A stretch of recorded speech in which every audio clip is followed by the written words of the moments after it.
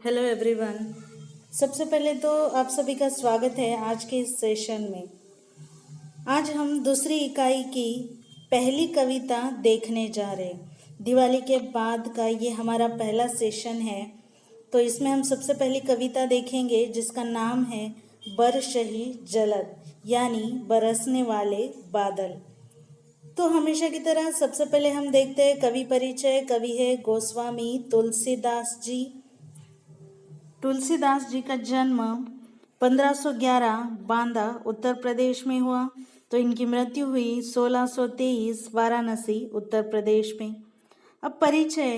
गोस्वामी तुलसीदास जी ने अवधी भाषा में अनेक कालजयी ग्रंथ लिखे हैं। अब ये प्रसिद्ध संत, कवि, विद्वान और उसी के साथ साथ चिंतक भी थे।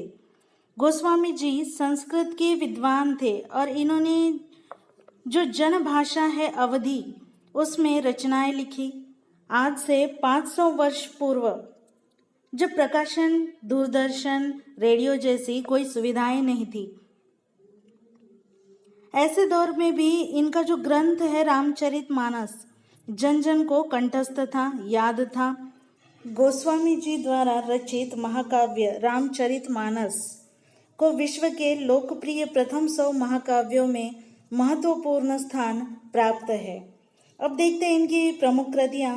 रामचरितमानस महाकाव्य है, कवितावली, विनय पत्रिका, गीतावली, दोहावली, हनुमान बाहुक, बरवै, रामायण, जानकी मंगल आदि है। चलिए अब देखते हैं पद्य संबंधी। अब ये जो पद्यांश है जो कि गोस्वामी तुलसीदास ने रचा हुआ है रामचरितमानस महाकाव्य, ये किष्किंधा कांड से लिया गया है। अब इस पद्यांश में चौपाई और दोहा, ये जो दो छंद है, इनमें है। अब यहाँ गोस्वामी जी ने वर्षा ऋतु में होने वाले परिवर्तन यानी अनेक बदलाव का सुंदर यहाँ पर वर्णन किया है। उन्होंने वर्षा के साथ साथ ही यानी बरसात के साथ ही समाज की जो आज की स्थिति है उसी के साथ विविध गुणों और दुर्गुणों को भी यहाँ पर उन्होंने दर्शाया है। अब ये जो प्रसंग है यानी ये जो पद्यांश का जो प्रसंग बताया गया है वो सीता का हरण होने के बाद का है, जब श्री राम लक्ष्मण सीता जी की खोज में भटक रहे थे। सीता जी के बिना श्री राम बहुत ही व्याकुल थे, परेशान थे, और तब वे कहते हैं कि आसमान में जो बादल है वो भयंकर गर्जना कर रहे हैं, आवाज कर रहे हैं, और सीता जी के बिना यानी उनके ना होने से उनका मन बहुत व्याकुल हो गया है, डर रहा है। अब आकाश में भी बिजली ऐसे चमक रही है जैसे किसी दुष्ट व्यक्ति की मित्रता जो कभी स्थिर नहीं होती है, यानी मतलब निकल जाने पर जैसे मित्रता समाप्त हो जाती है, बिजली भी उसी प्रकार उन्हें लग रही थी। कहने का अर्थ यही है कि यहाँ पर कवि ने इस काव्यखंड में श्री राम के मन की व्याकुलता का चित्रण किया है। तो चलिए शुरुआत करते हैं इस पद्यांश की। घन घमंड नभ गर्जत घोरा, हीन डरपत मन मोरा, दामिनी दमक रही घन माही, खलके प्रीति जथा थिर नाही। इन दो पंक्तियों के कठिन शब्द। घन यानी बादल, घमंड यानी गर्व, गर्जत यानी गरजते हैं, घोरा यानी भयंकर गर्जना, डरपत यानी डर रहा है, दामिनी दमकना यानी बिजली चमकना, खल यानी दुष्ट। चौपाई का अर्थ कुछ इस तरह है। कवि कहते हैं कि आकाश में जो बादल है वो बहुत भयंकर गर्जना कर रहे हैं। श्री राम जी उसी वक्त कह रहे हैं कि सीता जी के बिना उनका मन डर रहा है। बिजली आकाश में ऐसे चमक रही है जैसे दुष्ट व्यक्ति की मित्रता जो कभी स्थिर नहीं रहती, यानी वह चमकती है और चमक कर कुछ क्षणों में लुप्त हो जाती है, गायब हो जाती है। यहाँ पर आप देख सकते हैं कि चमकती हुई बिजली की तुलना यहाँ पर कवि ने, गोस्वामी जी ने किसी दुष्ट व्यक्ति की मित्रता जो स्थिर नहीं होती उसके साथ की है। चलिए आगे देखते हैं। बरसहि जलद भूमि नियराय, जथा नवहि बुध विद्या पाए, बूंद अघात सहहि गिरि कैसे, खलके बचन संत सह जैसे। कठिन शब्द कुछ इस प्रकार हैं। नवही यानी झुक जाते हैं, विनम्र हो जाते हैं। निराय यानी पास आकर। बुध यानी विद्वान इस अर्थ से है। आघात यानी प्रहार।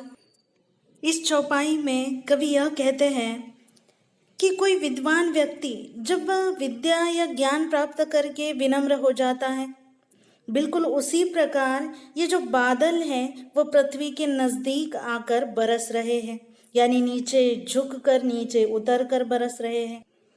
दूसरे उदाहरण में वे यह बताते हैं कि जब कोई संत पुरुष दुष्टों के कटु वचनों को सह लेते हैं बड़े शांत भाव से, उसी प्रकार बूंदों की चोट जब पहाड़ों पर पड़ती है तो पहाड़ भी उन बूंदों के प्रहार को बड़े ही शांत भाव से सह रहा होता है। आगे देखते हैं।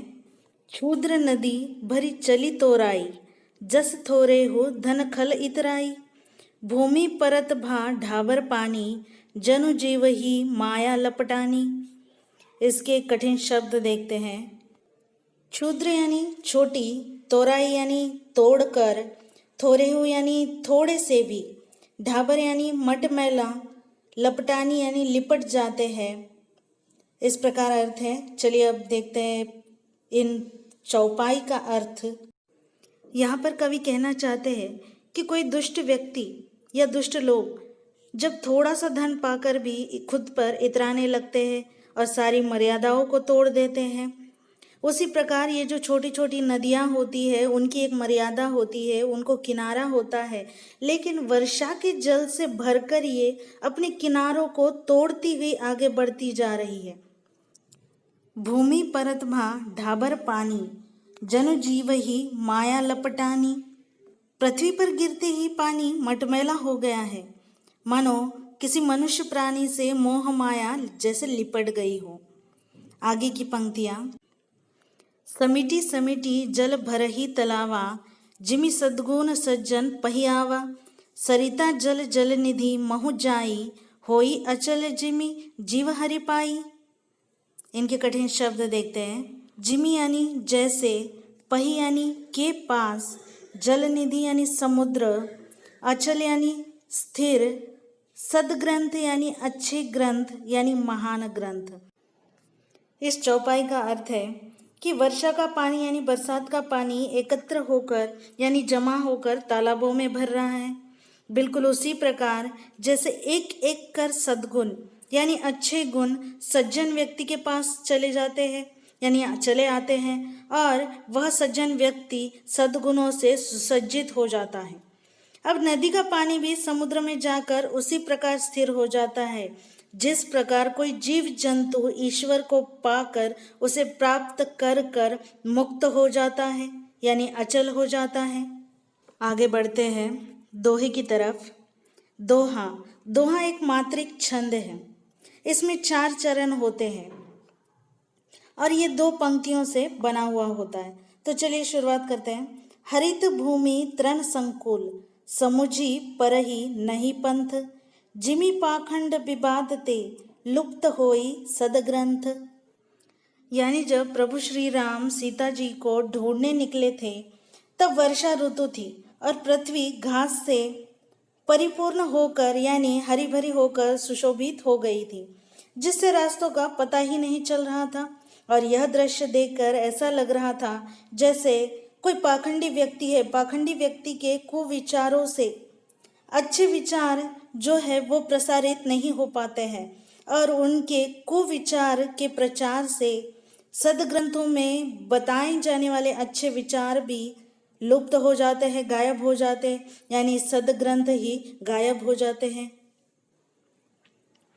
चलिए आज के इस सेशन में इतना ही। इस पद्यांश का आगे का भाग अगले सेशन में होगा। आज के लिए इतना ही। धन्यवाद।